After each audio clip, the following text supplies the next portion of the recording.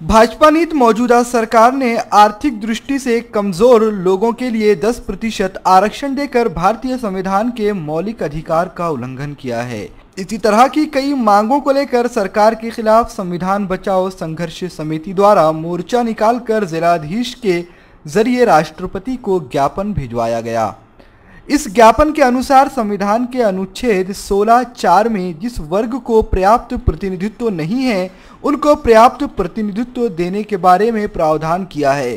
तीसरा मामला है 10% रिजर्वेशन जो दिया गया है आर्थिक आधार पे, वो संवैधानिक नहीं है और संविधान में आर्थिक आधार पर आरक्षण देना इसकी कोई तरतूद संविधान में नहीं है, फिर भी वो दिया गया है, वो रद्द करना चाहिए, ये हमारी डिमांड है। मगर वर्तमान केंद्र सरकार द्वारा जिनको शिक्षा, नौकरी, राजनीति में अतिरिक्त प्रतिनिधित्व है उनको ही आरक्षण दिया जा रहा है। भारत सरकार के केस में SC, ST, OBC को 49.5% आरक्षण देने के लिए 50% की सीलिंग लगाई गई है। अब 50% की सीलिंग है तो यह वर्तमान केंद्र सरकार 10% आरक्षण कहां से देगी, कैसे देगी, यह स्पष्ट नहीं हो रहा है।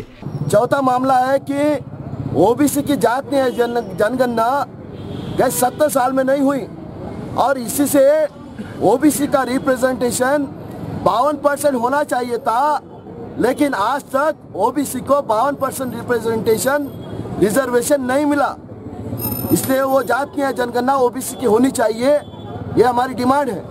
इस वजह से SC, ST, OBC का आरक्षण संकट में आया है। पांचवा, आदिवासियों के लिए जो संविधान में 5वीं और 6ठी अनुसूची है वो लागू करना चाहिए, यह हमारी डिमांड है। भारत देश में जो भेदभाव होता है यह वर्ण, जाति और अस्पृश्यता के आधार पर होता है। यह भेदभाव समाप्त करने की सरकार की कोई योजना है ही नहीं। आपको पता होगा अभी जो निर्णय आया 11 लाख आदिवासी को उसके जल, जंगल और जमीन से उसको भगाया गया, इसलिए हमारी डिमांड है कि ये 5वीं और 6ठी अनुसूची लागू करनी चाहिए।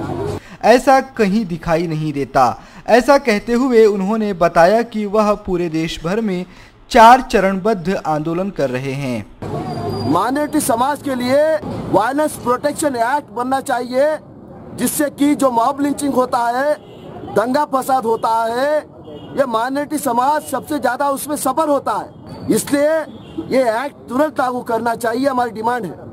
इसका अंतिम चरण भारत बंद आंदोलन होगा। इस आंदोलन को कई संगठनों ने समर्थन दिया है। संविधान बचाओ संघर्ष समिति के माध्यम से पूरे भारत में 5 मार्च को बंद का कॉल अप दिया गया था और इस बंद के पीछे जो मकसद था कि भारत में जो इलेक्शन EVM मशीन के साथ किया जाता है उसके साथ में जो पेपर ट्रेल लगता है वो पेपर ट्रेल की काउंटिंग 100% करना चाहिए, ये इसके पीछे एक डिमांड है।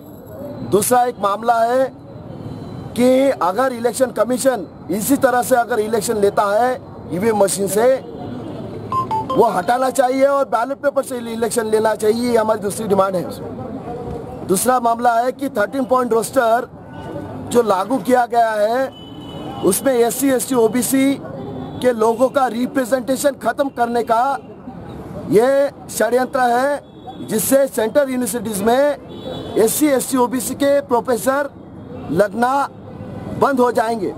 मोर्चे के माध्यम से ऐसी चेतावनी देते वक्त मोर्चे के संयोजक भीम आर्मी के मनीष साठे, सिद्धार्थ गायकवाड़, भारिप महासंघ के पंकज मेश्राम, भीम शक्ति संभाजी ब्रिगेड संजय ठाकरे, भारतीय युवा मोर्चा प्रफुल्ल गवई, भारत मुक्ति मोर्चा सागर शिंगाले, महेंद्र भातकुले, बहुजन मुक्ति party advocate Umesh Gavai, RPI Siddharth देवरे, राष्ट्रीय महिला मूल्य निवास संघ उज्ज्वला चौहान आदि उपस्थित थे।